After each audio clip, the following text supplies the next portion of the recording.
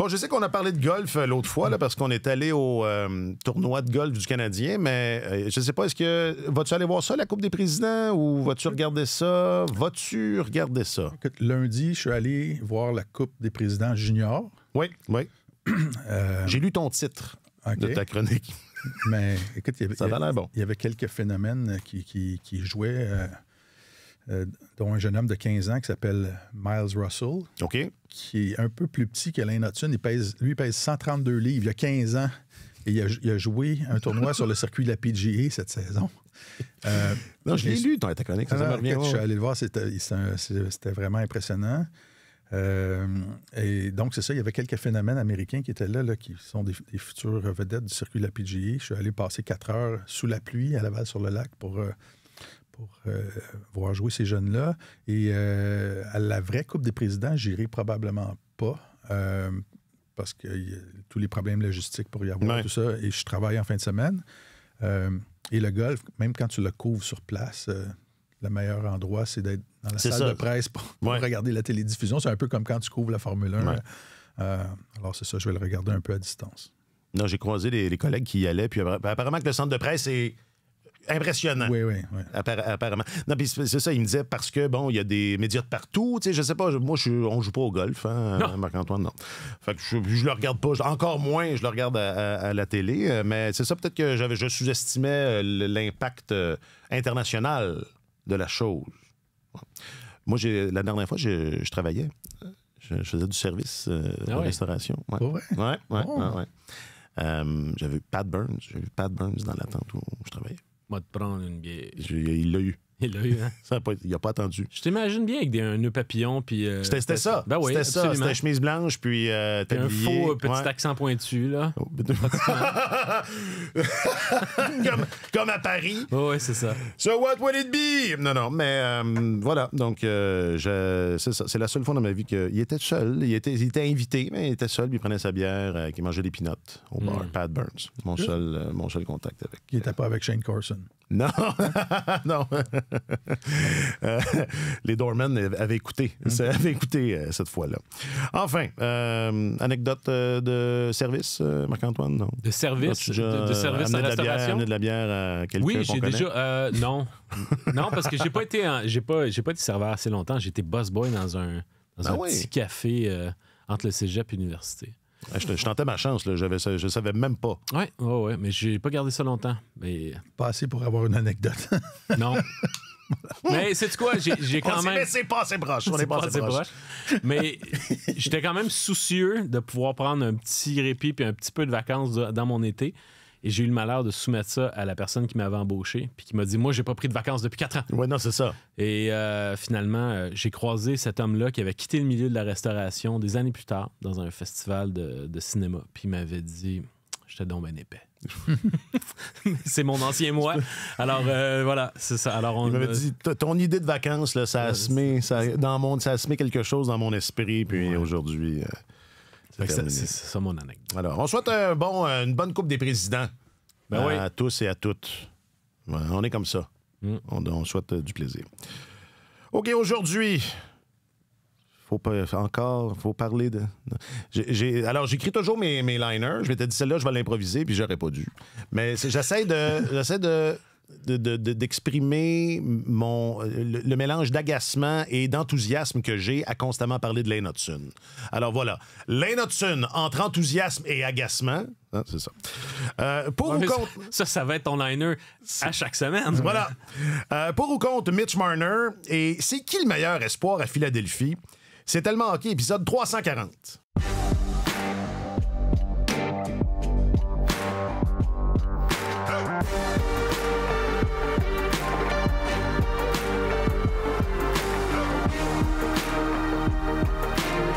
Avec votre journaliste affecté aux affaires du hockey, j'ai nommé M. Marc-Antoine Godin. Salut Marc-Antoine. Bonjour messieurs. Et votre chroniqueur principal au service des sports, M. Martin Leclerc. Salut Martin. Salut les gars. C'est un plaisir de vous retrouver encore une fois. Je m'appelle Alexandre Coupal.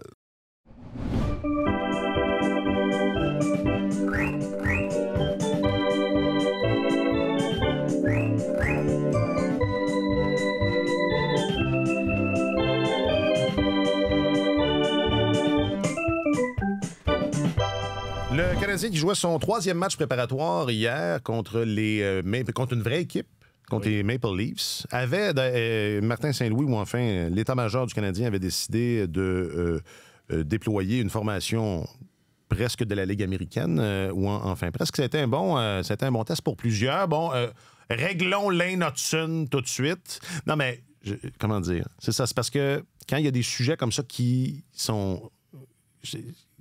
s'imposent et qu'on ne peut pas passer à côté, veux pas, moi j'ai le réflexe d'essayer de faire autre chose, mais là, on ne fera pas autre chose. Ben, enfin, on avait déjà dit il y a 2 semaines qu'il ferait l'équipe. Fait que déjà, ça, c'est réglé. Là, on est rendu dans le menu détail. Tu as chroniqué là-dessus, Martin.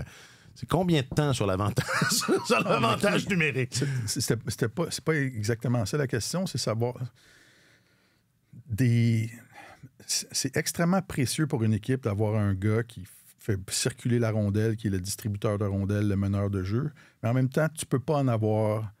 Non, c'est ça. Tu peux pas en avoir trop de ça. Je pense qu'on a parlé au cours des dernières années des exemples. Tu as eu Brent Burns et Erik Karlsson ensemble. Ça marche pas. Ça fait en sorte que tu amoindris les deux si tu en as 2 de haut calibre dans une équipe. On a vu Karlsson avec le temps l'année passée. Ça n'a pas permis aux Pingouins de se qualifier pour les séries. Fait que c'était un peu ça le questionnement concernant Hudson. Mais je t'ai interrompu. Non, c'est moi qui je t'ai regardé. Mais on y viendra parce que c'est une bonne question. Mais peut-être, faisons c'est ça, soyons chronologiques. Hier, Hudson avait devant lui la meilleure opposition là, depuis que ce camp-là est commencé. Ouais. Puis c'est ça. Martin Saint-Louis parlait de constance. On est encore là-dedans. Absolument. Puis dans son cas, c'est frappant de voir à quel point il demeure efficace, peu importe la qualité de l'opposition, pour distribuer des rondelles. Il ne se laisse pas intimider par la qualité de l'opposition quand vient le temps de protéger la rondelle, de dire il n'y a personne qui va me presser dans mes actions, je vais la faire quand je vais juger que c'est le temps de la faire. Très bonne aisance. Moi, je trouve que le seul point qui a accroché, c'est vraiment sur la longueur de ses présences. Ouais. Parce qu'à 1 minute 21... c'est long. Là. Je comprends qu'il y a eu des avantages numériques là-dedans, mais pas tant non plus. Là. C'est la majorité de son temps d'utilisation s'est déroulé à égalité numérique. Mais écoute, pour le reste, ça a été le défenseur quand même le plus efficace du Canadien dans ce match-là. J'ai hâte pour lui et pour nous que la saison commence, mais je pense que même si c'est pas le match où il a fait le plus de feux d'artifice, à cause de la qualité de l'opposition, puis à cause aussi de l'écart entre lui puis probablement le reste de la brigade défensive, c'est peut-être son match le plus impressionnant. C'est ça. Non, puis j'allais dire moi-même l'écart entre lui et tous ses autres coéquipiers, là, parce qu'il y a beaucoup de gars qui sont destinés à la Ligue américaine. Ouais. Moi, j'ai trouvé que le match d'hier, ça ressemblait on voit ça souvent là, vers la fin du camp d'entraînement, quand l'équipe décide, quand la direction décide de procéder à une vague de coupure, là, on envoie un paquet de gars qui sont sur la ligne de flottaison dans un match contre une équipe aguerrie, puis on dit, bon, ben là, voici, on vous place en situation d'échec, puis après ça, le coup près va sortir. Et ils étaient placés dans cette situation d'échec-là. Hier, les jeunes défenseurs du Canadien, c'était Jacky, le plus vieux, si ma mémoire est bonne. Là. Oui. Donc, avec 2 saisons incomplètes derrière la cravate. Et le groupe d'attaquants pour les soutenir n'était pas très relevé non plus. Tu avais Newhook, qui était le seul membre du top 6. Tu avais les gars des gars de 3e trio, comme Dvorak, comme Joshua Roy, tout ça, mais c'était pas... Alors, il y avait... Et c'était contre une équipe de la Ligue nationale, donc c'était... On les plaçait en situation d'échec pour voir qui allait maintenir la tête hors de l'eau. Et ça a été impressionnant, honnêtement, de voir Hudson. Lui, il était placé, au lieu de jouer avec David Savard, qui est sa pierre d'assise depuis qu'il a gradué avec le Canadien, il jouait avec Justin Barron, qui n'est pas qui est pas une pierre d'assise. Qui n'est pas le gars le plus fiable, le plus constant. On l'a fait jouer à droite à un moment donné. Avec Jacky. Une grosse partie de sa personnalité aussi à Hudson, c'est l'avantage numérique. Et là, il n'y en avait pas d'unité d'avantage numérique. Là. On envoie 5 gars. On envoie 5 gars sur la patinoire, mais ce n'était pas une des vraies unités. Donc, il était sorti de sa zone de confort et ça a été le joueur le plus compétitif, le gars qui était... C'était lui qui était le plus capable de patiner et de jouer avec les gars des Maple Leafs de l'autre côté. Alors, j'ai trouvé ça très, très déterminant, très impressionnant comme façon de passer l'examen. Et Dobeš aussi m'a vraiment impressionné devant le filet. Le Canadien a été assiégé pendant 40 minutes, pendant les 40 premières minutes de jeu. J'avais quelque chose comme 18-4 après 40 minutes de jeu pour les chances de qualité. Et il était calme, bien positionné, lecture de jeu. Et c'est grâce à lui que tous ces jeunes-là du Canadien ont joué un match serré à Toronto, parce que ça aurait pu être une dégelée. Et Dobeš, tu regardes son parcours, sa trajectoire, je m'étais pris des notes, c'est ça, tu regardes sa trajectoire. Quand tu regardes sur sa feuille de statistiques de la saison dernière à Laval, 906 de moyenne d'efficacité, 51 départs. Premièrement, 51 départs ou 51 matchs à ta première saison professionnelle, c'est vraiment impressionnant d'être capable de maintenir des standards de qualité. Mais quand tu regardes sa trajectoire, il y a eu comme 1 mois et demi d'adaptation dans son cas, où ça allait pas bien, il arrivait dans les rangs professionnels, puis il est survenu le fameux changement de jambière au début du mois de décembre. Et donc, pour ce premier segment-là de la saison, l'an dernier, il a maintenu une moyenne d'efficacité de 850 avec le Rocket. Et aussitôt qu'il est tombé dans sa zone de confort, ça a été du 918 pendant une quarantaine de matchs. Là. Et ça me ramène... Là, vous allez dire, pourquoi tu parles de ça? Mais il y a Non. Il y a quelques années, j'avais écrit une chronique là-dessus. Il y a des Québécois qui ont fait une étude sur du benchmarking. Qui ont établi un portrait type du cheminement des gardiens d'élite dans la Ligue nationale de hockey. Savoir quelles étapes ils ont franchies, ceux qui sont les meilleurs gardiens de la Ligue nationale ou les gardiens numéro 1. Comment ils se sont comportés dans les rangs inférieurs avant de pouvoir exceller dans la Ligue nationale. Et une de leurs conclusions, c'était si tu es capable de maintenir 918... Précisément? Oui, c'était à partir de 918 et plus dans la Ligue américaine sur une quarantaine de départs. Tu es prêt à jouer. T'es prêt à jouer dans je l'ai écrit, j'ai retrouvé mon texte. Tu es prêt à jouer dans la Ligue nationale la saison suivante. Tu as maintenu des standards assez élevés. Puis, cette étude-là disait que si tu es capable de jouer dans autant de matchs que ça à ta première saison, ça va bien aller pour le reste de ton parcours dans la Ligue nationale. Il y avait plusieurs critères, mais j'ai retenu celui particulièrement de la moyenne d'efficacité. Alors, je pense que la compétition à l'interne, elle va peut-être venir rapidement, mais écoute, on n'aura pas 3 gardiens cette saison, je te dis. C'est ça va être ça le titre de l'épisode.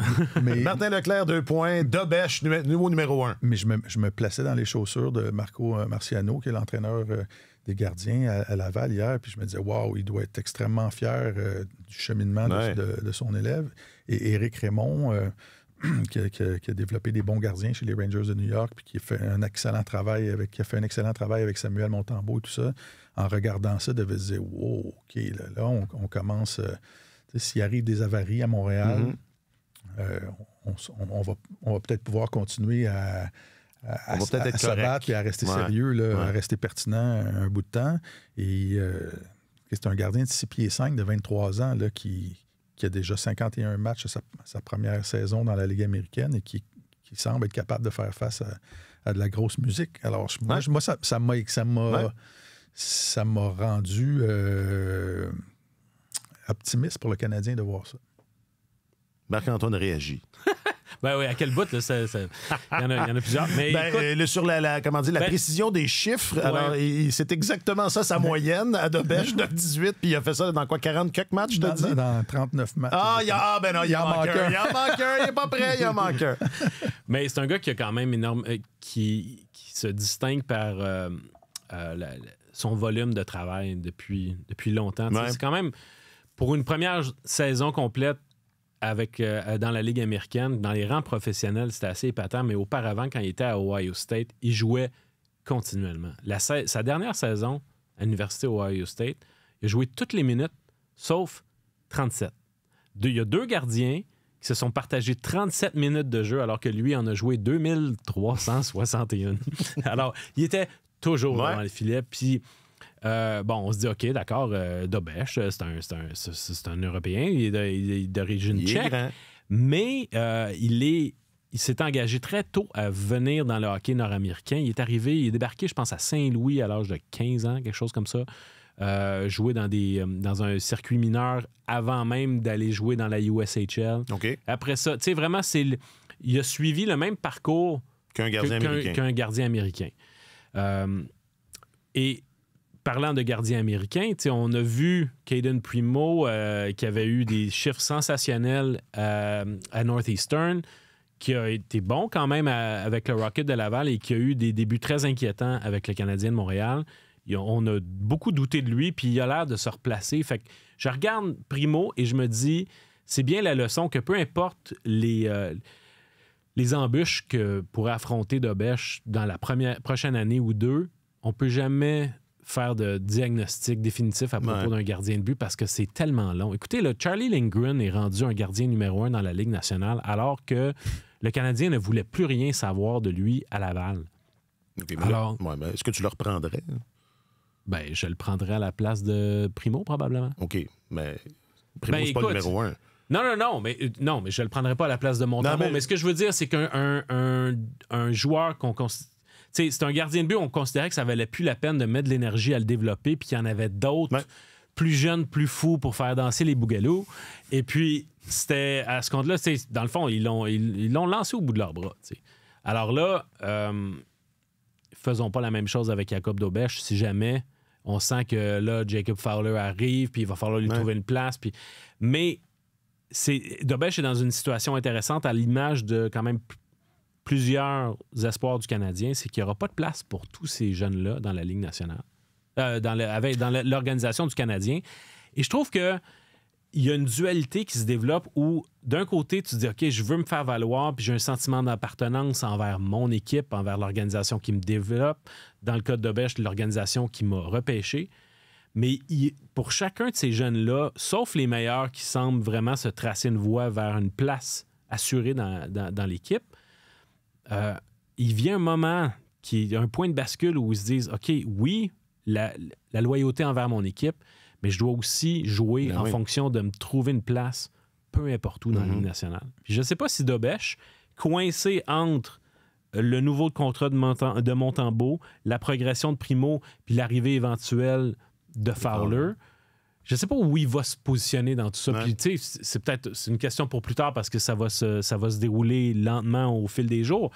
Mais c'est pas acquis que ce gars-là, tu dis, là, il va jouer pour les Canadiens. Mais sauf que c'est rassurant à 23 ans, avec le gabarit qu'il a, dans la façon qu'il a eu de devenir un gardien plus économe dans ses mouvements parce qu'il était tellement agressif dans les rangs universitaires. Il sortait de son filet, il était toujours en train de confronter l'adversaire, miser sur ses capacités athlétiques un peu à la Marc-André Fleury. Puis là, on a calmé son jeu, on l'a reculé, puis dit, profite de ton gabarit pour être simplement un arrêteur de rondelles.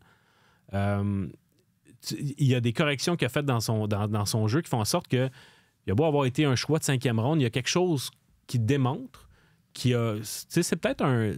c'est peut-être un espoir sérieux pour cette organisation-là. Mais si c'est pas pour le Canadien, lui, il doit se dire il y a une équipe à un moment donné qui va me vouloir. T'sais. Alors, c'est jamais des répétitions perdues. Mais ce qui est embêtant, puis on parlait lors du dernier épisode du décalage qu'il y a entre l'importance de la position puis la valorisation salariale. Mais la même équation se fait en termes d'envisager une transaction. Parce que disons qu'on voudrait faire une place à un de ces jeunes gardiens-là en échangeant un autre jeune gardien prometteur.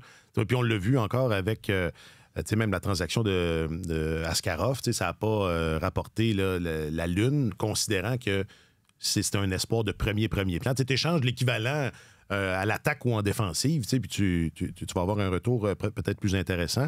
Ça complique d'autant plus la gestion, je trouve, de cette position-là. Puis je pense qu'on en avait parlé l'année dernière à propos de Primo, puis du fait qu'il ne pouvait pas...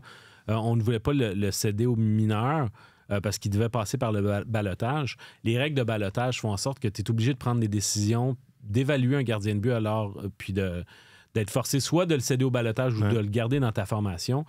à un moment où il n'est pas encore suffisamment développé. Le développement est très tardif du côté des gardiens de but.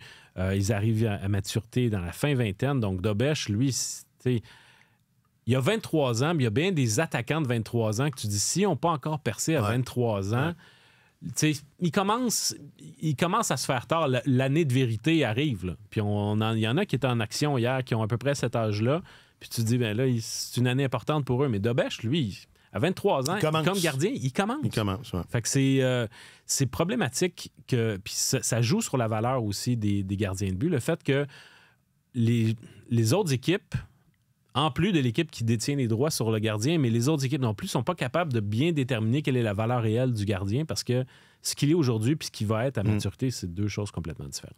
J'ai retrouvé les critères déterminants, les critères marquants là, dans le développement, des gardiens. Alors donc, ça disait, en moyenne, les gardiens numéro 1 atteignent ce statut à l'âge de 24 ans. Contrairement à la croyance populaire, les gardiens atteignent leur apogée au même âge que les autres joueurs, entre 25 et 28 ans. Leur déclin survient toutefois plus lentement que celui des attaquants et défenseurs. 9 des 10 derniers gagnants de la Coupe Stanley étaient âgés entre 22 et 28 ans. Ça, c'était... On retourne 3 ans en arrière. Ouais. Genre, fait que, les gardiens qui ont le potentiel d'un numéro 1 sont capables d'assumer une charge de travail d'au moins 40 matchs par saison dans les rangs professionnels mineurs. À leur première saison dans la Ligue nationale, tous les futurs gardiens numéro 1 ont disputé au moins 20 matchs et maintenu une moyenne d'efficacité d'au moins 910. Les jeunes gardiens d'élite disputent moins de 100 matchs dans la Ligue américaine avant de graduer dans la Ligue nationale. Si un jeune gardien dispute 40 matchs et maintient une moyenne d'efficacité d'au moins 918 à sa première saison, il est prêt à faire le saut immédiatement dans la Ligue nationale. Donc, le prochain match de Dobeš, surveiller son taux d'efficacité. S'il est à 918 ou plus, il est prêt. Mais ça, tu dis, ce texte-là, c'est il y a 3 ans? Oui. Ben probablement que les moyennes d'efficacité qui ont baissé graduellement au cours des 3 dernières années. Peut-être qu'aujourd'hui, on ferait le calcul puis ce serait 917 ou 916. Il est là. Oui. Il est là. Et le dernier, c'était les jeunes gardiens moins talentueux ont pour leur part besoin d'au moins 120 matchs dans la Ligue américaine avant d'être promus. Ils doivent obtenir 250 départs dans les rangs professionnels avant l'âge de 25 ans. Alors, c'est ça. C'est quand même fascinant quand tu fais de... ce genre. Du data. Oui. Ouais, non, du data, passons à ce que Martin Saint-Louis avait à dire sur Jakub Dobeš. Non, jusqu'à date, il y a une belle carte de visite, je trouve. On a donné 2 buts en 3 games. Fait que c'est encourageant. Puis c'est sûr, les gardiens font très partie de ça. C'est eux autres qui corrigent les petites erreurs qu'on fait en avant de lui, les mauvais bons et tout. Mais sur le plan collectif, défensivement, je suis encouragé de comment on se comporte. On pourra y revenir à ça, le jeu défensif collectif, même si, à mon sens, là, quand tu joues contre des équipes B et C, comme c'était le cas au début du calendrier préparatoire, puis et que tu mets une équipe B ou C devant une équipe plus aguerrie comme celle que les Leafs ont présentée hier, je sais pas jusqu'à quel point ça teinte tout ça, mais bon, là, c'était Saint-Louis sur Dobeš. On vient d'établir que Dobeš, c'est le nouveau numéro 1. On a établi il y a 2 semaines... Oui, à Laval, oui. On a établi il y a 2 semaines que Lane Hudson serait de la formation partante quand ça va commencer. Qu'est-ce qu'on peut établir d'autre? Ben voilà, c'est parce que cette brigade défensive-là, c'est réglé, non? Tu sais, c'était avant que le camp commence. Là, on est quoi, à mi-chemin du calendrier préparatoire? Avant que le camp commence, c'était une des grandes questions. Est-ce qu'il en reste des questions? Il en reste beaucoup. Je parle de la brigade défensive. Oui. Ouais, OK. Ben, beaucoup. Une, peut-être. Logan Mailloux. Mais sinon, je pense que Reinbacher, Engstrom, c'est réglé. Mais bon, ben, c'est parce que c'est pas juste 2 variables. Si on ajoute Lane Hudson et Logan Mailloux, ça signifie beaucoup d'autres mouvements de personnes. Je comprends. Pour leur faire une place. Mais non, mais moi, je pense qu'il y a que le cas de Mailloux là, qui est encore...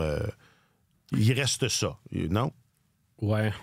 Et mais... comme tu dis, Martin, s'il reste là, il va y avoir d'autres choses, là, mais s'il reste pas, c'est pas mal réglé. Si... mettons que Goulet est de retour pour le premier match, là, parce que là, il a recommencé à patiner. Ouais. Selon toute vraisemblance, il est fait fort. Il est fait fort. Oui, c'est ça. Il devrait être là. Je suis d'accord avec toi. Je pense que Reinbacher va retourner à Laval. Même chose pour Engstrom. Dans le cas de Mailloux, j'aurais tendance à penser qu'il va être cédé au Rocket, mais ça va jouer à mon sens, entre lui et Arber Xhekaj. Il y en a un des deux qui risque de... Ouais. Parce que Justin Barron connaît, à mon sens, son meilleur camp d'entraînement depuis qu'il est avec le Canadien. Il est plus rassurant. Il sera jamais... Moi, c'est jamais un gars qui va me complètement là, me rassurer et tout ça. Mais sauf que dans ce qu'il est, dans les efforts qu'il fait pour s'améliorer, je vois que c'est encourageant. Il prend des pas en avant. C'est important parce que lui, il joue son poste, puis le Canadien veut le voir se montrer convaincant parce qu'ils veulent pas être forcés de le perdre pour des peanuts ou de le perdre au balotage. Alors, lui, ça serait du côté droit. À gauche, Jayden Struble me semble plus convaincant qu'Arber Xhekaj. Arber Xhekaj connaît un camp d'entraînement difficile. Ouais. Il ne peut pas prendre quoi que ce soit pour acquis, mais si du côté gauche, c'est Matheson, c'est Hudson et Struble, bien là, tu as Xhekaj comme quatrième défenseur à gauche. À droite, tu aurais donc Savard, Gouli. Là, si tu as Barron, c'est ça. Tu es rendu à 7. Donc, si jamais... C'est pour ça que je dis que ça se joue entre Mailloux et Xhekaj. Alors, et mon feeling, c'est que Mailloux va être retourné à Laval, puis qu'ils vont laisser Xhekaj et Struble s'échanger le rôle de troisième défenseur à gauche en début de saison, puis voir finalement où ça les mène, puis qui est le plus méritant. C'est ma...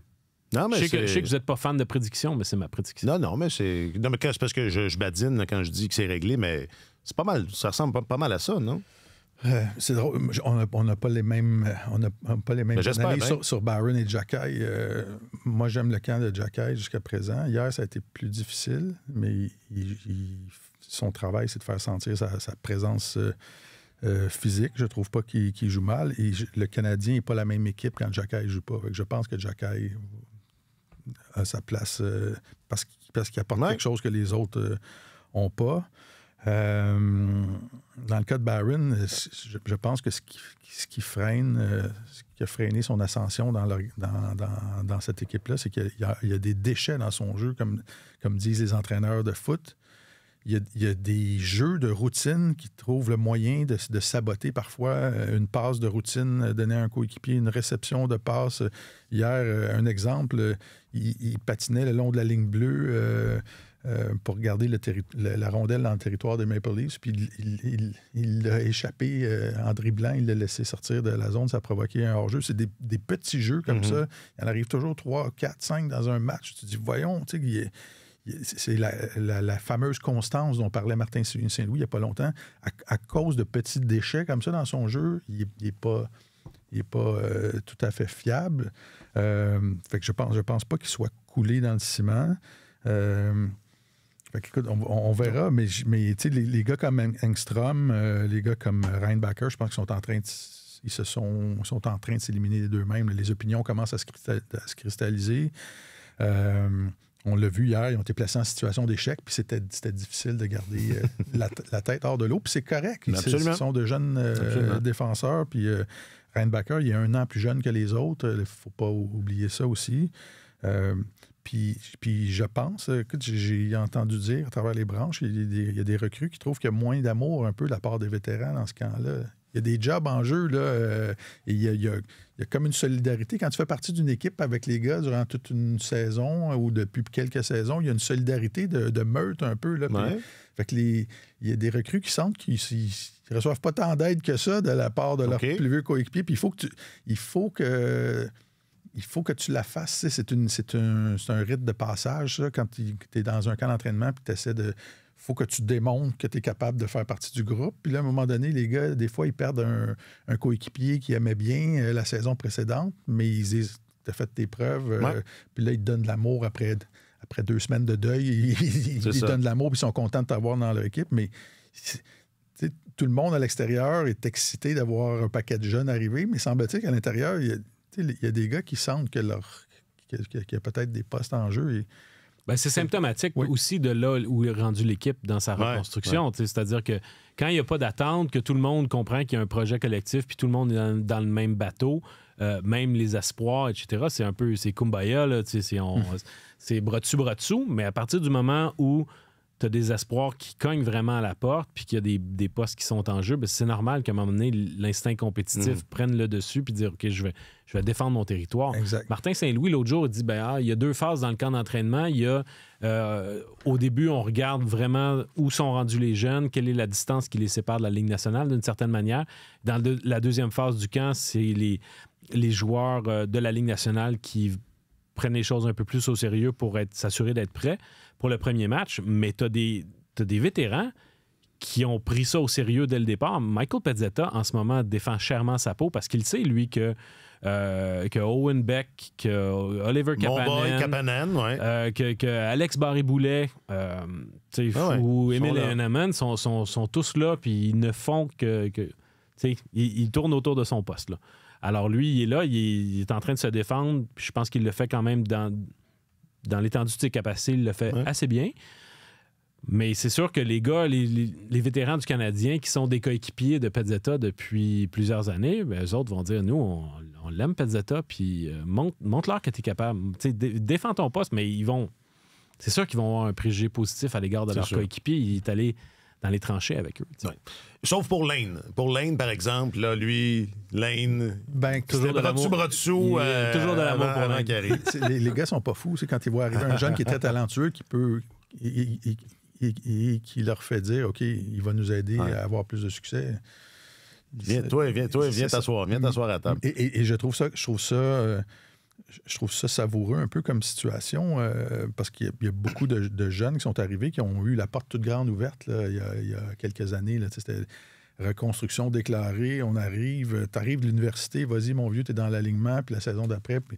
Et là, même ces jeunes-là, d'il y a 2 ans ou 3 ans, commencent à voir arriver de la compétition qui peut prendre leur poste. Qui se souvient de Sean Farrell? Oui, c'est ça. Je regarde furtivement mon téléphone depuis tantôt. Vous devez dire, coudon, il est donc bien impoli.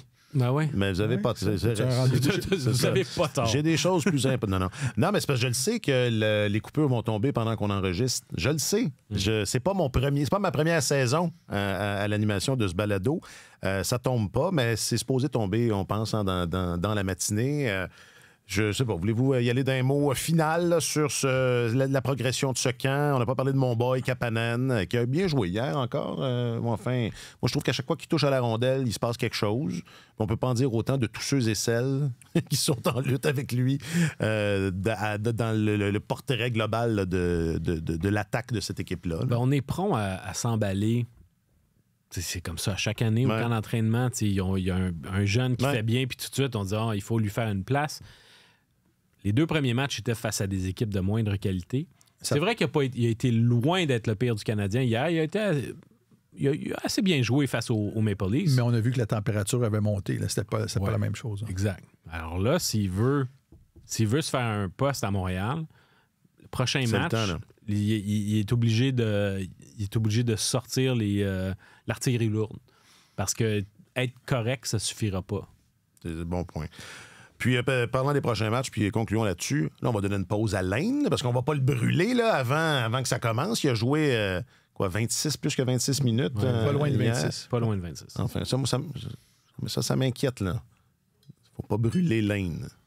Oui, mais Lane, il ne faut pas qu'il se brûle lui-même. Comme je disais tout à l'heure, 1 minute 21 de moyenne de temps d'utilisation sur chaque présence. Il n'a pas joué plus. T'sais, il y a 19 présences dans le match. Barron en a 21. Alors, c'est pas qu'il a joué plus, c'est juste que quand il est sur la glace, il reste sur la glace. Alors, il doit s'auto-réguler. Bon, un mot sur les Maple Leafs, puisqu'on les avait d'en face hier. Mitch Marner est encore là. J'ai remarqué ça. Ouais. Il est encore là. Ils l'ont pas échangé. Il avait plutôt eu un bon match, d'ailleurs. D'ailleurs, des belles confrontations avec Lane. Maintenant, tout sera analysé dans la perspective de Lane. Est-ce que Marner, est-ce qu'ils se sont... Oui, ils ont patiné des fois un à côté. Ils se sont battus pour la rondelle des fois, les deux. Ça va être... Je pense que ça va être un roman savon durant toute la saison. Lane, ça? Mitch Marner, ouais, c'est pour ça que j'en parle. J'essayais de t'amener sur une autre tête. Non, mais de changer de sujet. Pourquoi? On fait une pause de quelques secondes, justement pour te donner l'occasion de changer de sujet. Ben non, il retourne. Non. C'est ça. Fait que tu penses que Lane Hudson, ça va être le roman savon? À Toronto? Ça m'étonnerait. Mais Mitch Marner est en droit de convoiter un gros salaire. Les Maple Leafs sont en droit, eux, de se dire, est-ce que, en maintenant notre formule identique, en maintenant le même noyau, est-ce qu'on va encore se buter au même problème rendu en séries éliminatoires? La seule façon de le savoir, c'est de regarder ce que cette équipe-là va faire en série l'année prochaine, le printemps prochain. Puis, traditionnellement, les joueurs qui sont représentés par Darren Ferris atteignent le statut de joueur autonome. Ils se prévalent de leur autonomie puis ils ne signent pas en avance. C'est pas toujours le cas, mais c'est la tendance. Alors, dans le cas de Marner, si lui il se dit je considère que je suis un joueur qui vaut X millions, il me semble que c'est le genre de dossier où si ça avait à se régler, ça se serait réglé tout de suite, déjà. Puis que rendu au point où on en est, ils vont écouler la saison, puis on verra ce que ça donne. Puis il faut en fait, Marner, tout le monde le sait qu'il est hyper talentueux, c'est un des meilleurs passeurs de la Ligue nationale, c'est un des bons attaquants défensifs du circuit aussi.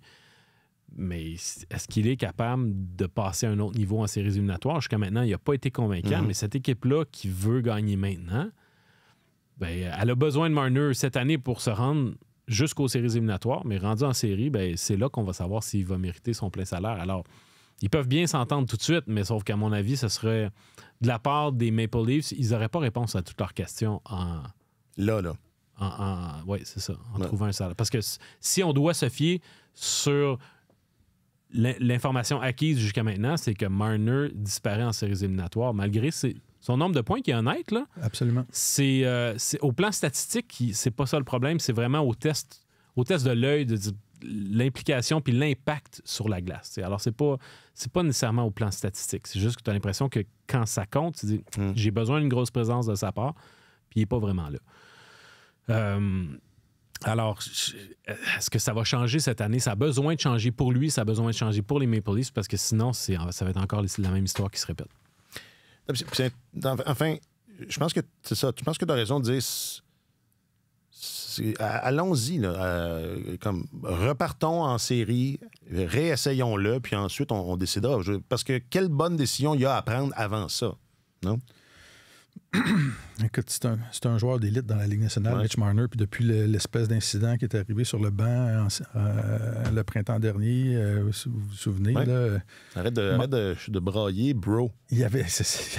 Ma traduction libre. Il y avait une discussion sur le banc animée entre Matthews et Marner et d'autres joueurs. Et Marner avait lancé ses gants, si je me souviens bien, s'était retourné, avait lancé ses gants par terre. Puis il est devenu un peu le bouc émissaire de cette élimination-là des Maple Leafs. Puis il y a eu beaucoup de spin dans les médias Toronto, savoir Marner va être échangé, à qui, où il va être échangé, contre quel joueur ça ferait une bonne transaction et tout ça. Puis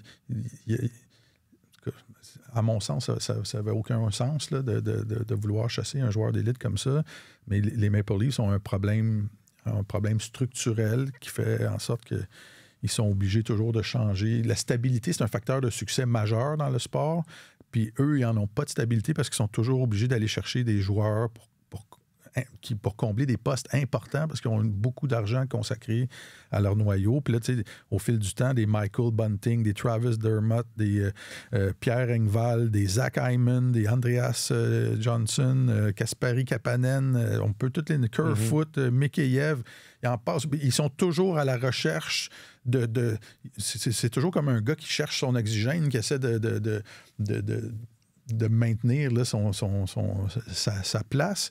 Et ce noyau-là est toujours, chez les Maple Leafs, c'est toujours obligé de s'adapter à un environnement qui change. Alors, est-ce que ce sont est-ce que ce sont les gars du noyau des Maple Leafs qui sont le problème? C'est un noyau de joueurs élites de la Ligue nationale. Là, puis cette organisation-là connaît la meilleure période de son histoire centenaire dans la Ligue nationale en saison régulière au niveau du niveau de succès en saison. Dans les séries, où c'est souvent...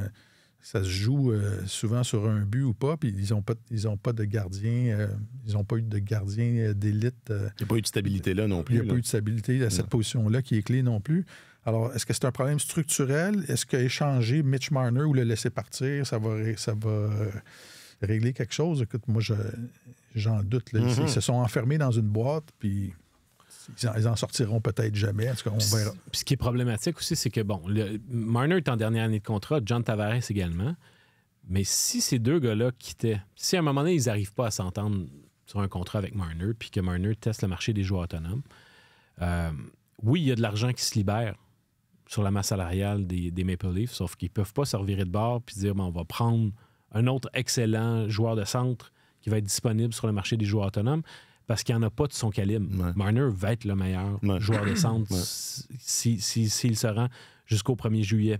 Alors, tu es destiné à soit investir dans d'autres zones où tu es en difficulté, dans le filet ou ailleurs, ou bien tu dis, on va en donner un peu plus qu'on voudrait, puis on va retenir un gars qu'on pourrait seulement remplacer par un joueur moindre. Alors ça rend la situation encore plus complexe pour eux autres.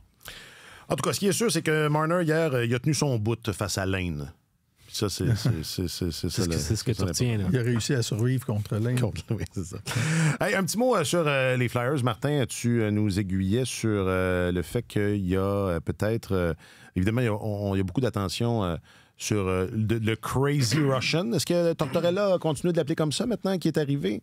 Je suis pas sûr. Hein? Je sais pas, mais il parlait de lui comme ça dans le passé. Ouais, je pense qu'il l'a dit une fois, puis ça a fait époque. Je suis pas sûr que ce soit. Je pense qu'il l'a dit, ouais. Ah, il l'a non, je suis pas sûr. Non, c'est ça. Moi non plus, je pense pas qu'il l'a dit. Je parle de Matvei Michkov, qui, connaît un camp correct, mais qui se fait un peu éclipser par un autre espoir des Flyers. Oui, Michkov est flamboyant, on s'entend. C'est un joueur offensif. Il est arrivé avec fanfare et trompette.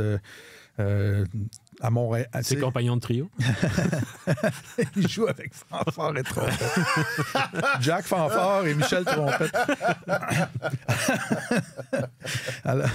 Alors il y a eu beaucoup de publicité autour de Michkov, puis il va très bien au camp, ça l'a dit. C'est un gars avec des habiletés offensives impressionnantes. Mais quand les Flyers sont passés en début de semaine en coulisses, les dirigeants de l'équipe disaient... Michkov va très bien, mais celui qui nous impressionne le plus, c'est vraiment Luchanko, Jet Luchanko, le premier choix de l'équipe au dernier repêchage, 13e au total, un gars qui jouait dans la OHL, un gars natif de London. Son nom pourrait laisser croire qu'il vient du Bélarus ou de la Russie, mais c'est un Canadien. Et les Flyers ont été critiqués quand ils ont, au dernier repêchage, les gens disaient d'où il sort ce gars-là, Luchanko. Il a marqué 20 buts, ça fournit 54 passes avec le Storm de Guelph la saison passée. Fait que c'était pas... C'est pas une énorme saison. C'était pas pour les standards du hockey junior, on a déjà vu mieux que ça. Mais là, les dirigeants des Flyers se frottent les mains parce qu'ils disent que c'est lui le meilleur espoir au camp présentement. Et John Tortorella, qui est pas porté à lancer des fleurs à des jeunes joueurs sur la place publique ou à des joueurs en particulier, est vraiment très élogieux à son endroit. Il y a eu une vague de coupures cette semaine chez les Flyers. Luchanko est resté. Et hier, contre les Islanders de New York, Luchanko jouait avec... était flanqué de deux joueurs réguliers. Ça a été le deuxième attaquant le plus utilisé chez les Flyers, 2 minutes de plus que Michkov. Et c'était le joueur, l'attaquant le plus utilisé en désavantage numérique aussi, alors malgré ses 18 ans. Et Tortorella, une de ses déclarations au sujet de Luchanko, ça a été j'ai pas besoin de lui expliquer les choses, il les comprend déjà. Il les sait déjà.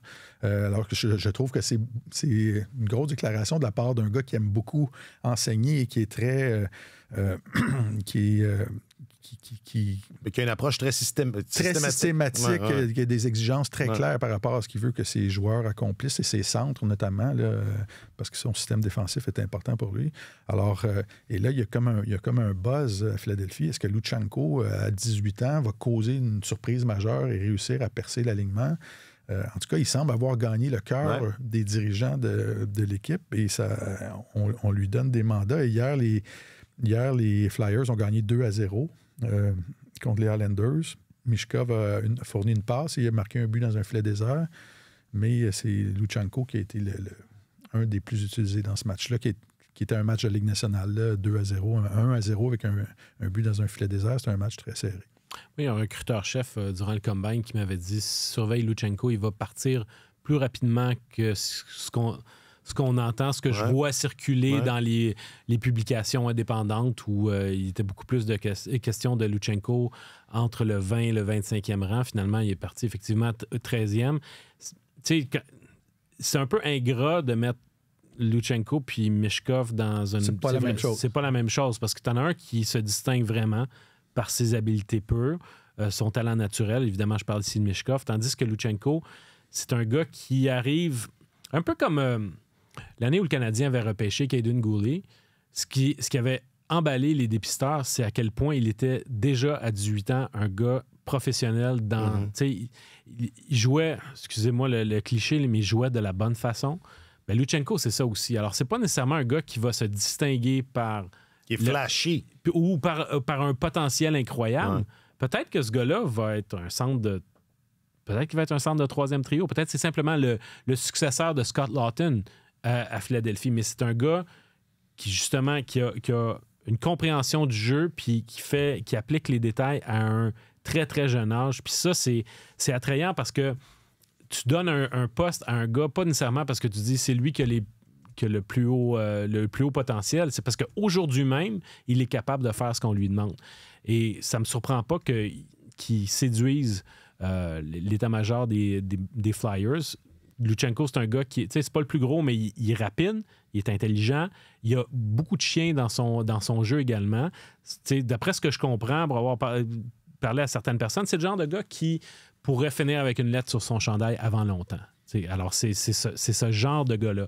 Est-ce que c'est un premier centre? Tu peux pas dire, ben là, parce qu'on l'a repêché au premier tour, ça va être ça.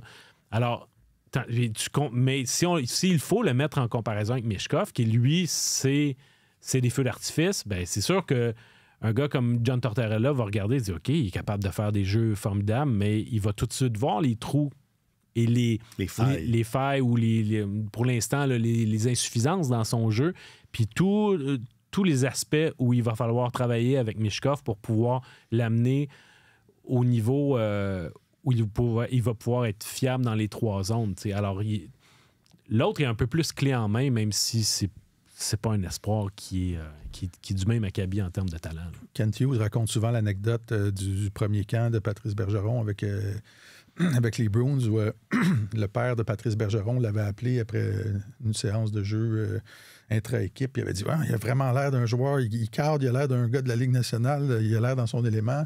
Et Kent Hughes disait, le soir, avant de me coucher, j'avais dit à ma femme, les parents ne sont pas capables d'évaluer leurs enfants objectivement. Il dit, j'étais allé la deuxième journée, j'ai dit, mon Dieu, il a l'air vraiment d'un gars, il a l'air vraiment d'un gars de la Ligue nationale. Et, puis il l'a fait, la Ligue nationale, immédiatement. Il l'a fait tout de suite. Et tu regardes sa saison junior, Patrice Bergeron, 23 buts, 50 mentions d'aide. C'était pas des chiffres, mais il y avait... une maturité. Il y avait la maturité et ces gars-là qui comprennent bien le jeu. Quand tu les entoures avec des joueurs de haut calibre, des fois, ils peuvent... c'est très rare, les gars qui performent mieux offensivement dans la Ligue nationale que dans les rangs juniors. Mais il y a des gars que, quand tu les places, tu les entoures encore mieux. Puis s'ils sont intelligents, ils utilisent mieux ce qui se trouve autour d'eux, puis ils deviennent plus performants. Comme Lane Hudson. Mais c'est ça. Je m'en vais. Mais en tout cas, je place pas Bergeron dans la même phrase que Luchenko, mais ça peut arriver des fois que des dirigeants d'équipe qui s'attendent à rien voient débarquer un gars 18 ans, puis ils disent, mon Dieu, on n'a pas le choix, là, il nous force à lui donner à le regarder davantage. Donc, on va surveiller les prochaines coupures à Philadelphie. Toujours pas de coupure au camp du Canadien, mais il reste pourquoi 2 minutes. Tu t'attends à des coupures, tu sais? Ben, je sais pas, ils n'ont pas dit ça hier qu'il allait y avoir des coupures. Mais c'était pas confirmé. Ils sont arrivés à la mi-camp. C'était une rumeur. Il va y avoir... Non, c'est prévu qu'il y ait des coupures durant la journée de vendredi, mais toi, le fait... C'est simplement la loi de Murphy qui te fait dire qu'il faut que ça se passe pendant l'enregistrement du balado. Ça arrive tout le temps. Oui, mais... De toute façon, je pense que les gars... Il y a plusieurs joueurs qu'on a vus à l'œuvre hier. Tu sais, quand tu disais être placés en position d'échec, il y a bien des gars qui vont être...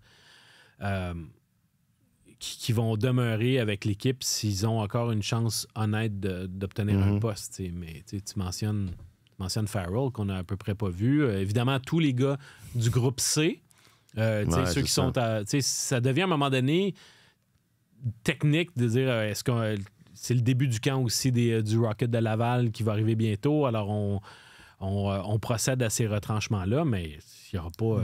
Je pense pas qu'ils vont garder 5 ou 6 gars de plus. Je pense que ça va être quand même un peu plus gros, là, mais ils vont faire un premier élagage. Ouais. Puis, il reste 3 matchs.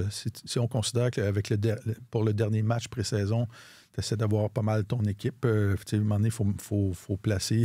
Faut se préparer. Il faut se préparer pour vrai. Donc, il en reste 2 vraiment pour. Les auditions. Pour regarder attentivement ceux qu'on pense qu'ils sont en mesure de faire un bout de chemin ou d'être rappelés sérieusement durant la saison. Ouais. Il y a un gars hier, Emil Heinemann, qui a réussi 4 mises en échec selon les statistiques officielles, mais je trouve que il me laisse sur ma faim. C'est un gars qui, à mon sens, est en position de pouvoir challenger Pezzetta, de pouvoir essayer d'aller chercher le 13e poste. Puis je trouve qu'il arrive un petit peu à court, encore une fois. Fait que peut-être qu'il ne fera pas l'objet de cette première vague de coupure-là, mais je trouve que c'est un gars qui est encore en train de passer à côté de son opportunité. Question du public, réseaux sociaux. Question du public, réseaux sociaux. Question du public, réseaux sociaux. Question du public sur les réseaux sociaux. Là où ça fait mal, réseau social. Question du public, question du public. Question du réseau social. Excusez. Oui. C'est toute une version. C'est toute une version. Est-ce que non, c'est pas la première fois. C'est la première fois cette saison, Jack, mais c'est pas la première fois au. Non. C'était très bon. On a commencé cet épisode en parlant de golf. On va finir de la même manière parce que via les réseaux sociaux de Radio-Canada Sport, on a demandé à ceux et celles qui nous suivent quel joueur de hockey, passé ou présent, composerait votre quatuor de golf de rêve? Ce que l'on appelle dans le jargon un foursome. Hein, c'est pas pire, hein? Bravo. Je cherche ton approbation. Ouais. Je sais pas si t'as vu. Je suis impressionné. Donc, sur Facebook, Zachary dit mon quatuor de rêve serait Guy Lafleur, Marianne Stachny, Maurice Richard et Connor McDavid. J'ai trouvé qu'il y avait là, on avait bien respecté la question. Tu sais, on ratisse. Mais qu'est-ce que tu veux aller chercher dans ce quatuor-là? Moi, si je veux avoir des gars qui vont me raconter des bonnes anecdotes. Exact, et ça revient. Maurice Richard, j'en sais pas beaucoup. Peut-être qu'avec Connor, je sais pas, ça... Mais oui, mais garde, je vais vous demander le vôtre. Hein. Puis toi, Marc-Antoine, ce sera, mettons, comme pour un souper au restaurant, puisque tu fais plus ça que une ronde de golf. Je peux conduire la voiturette. OK, oui, il y a ça aussi. Bon. Sly, toujours sur Facebook. Jean Béliveau, Guy Lafleur, Patrick Roy. 3 époques différentes que j'ai vu jouer. Et il dit j'ai hâte un jour d'ajouter un joueur de mon époque avec ce quatuor-là. C'est vrai que ça manque. Il en manque un. Philippe, n'importe quel joueur des Maple Leafs, ils ont beaucoup joué au golf depuis des décennies. Très bon, Philippe. Sur Twitter, il y a Marc Gagnon qui dit Robert Martin, Pierre Lambert, Mark Templeton et moi-même. Je sais pas si c'est le vrai Marc Gagnon. C'est un personnage, Alex. Sur YouTube... Pas d'amour pour Denis Mercure.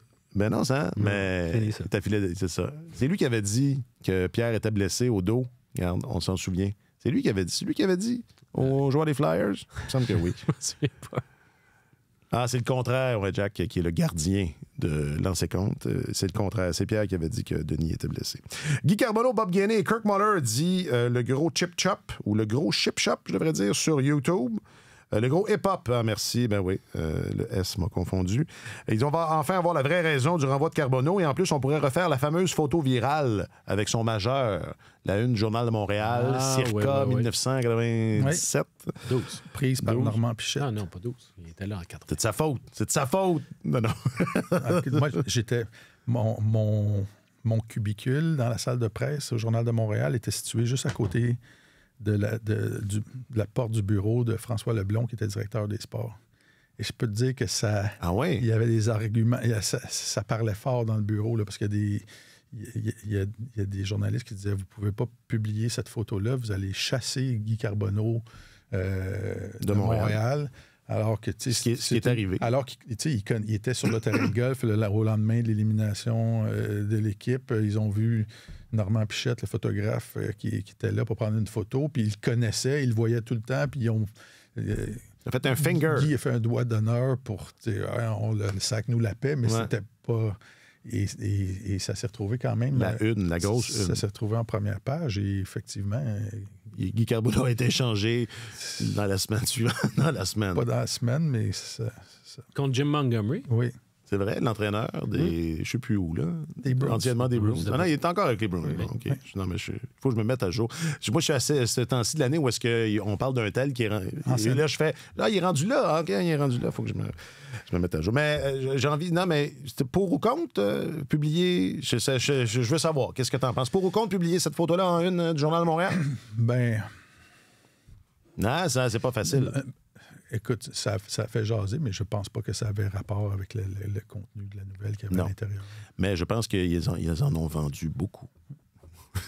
des mais quel est l'intérêt public? Là? C'est ça. Non, ben, c'est ça, c'est l'intérêt économique. Je l'ai encore chez nous. Non, c'est pas... ton foursome, Marc-Antoine?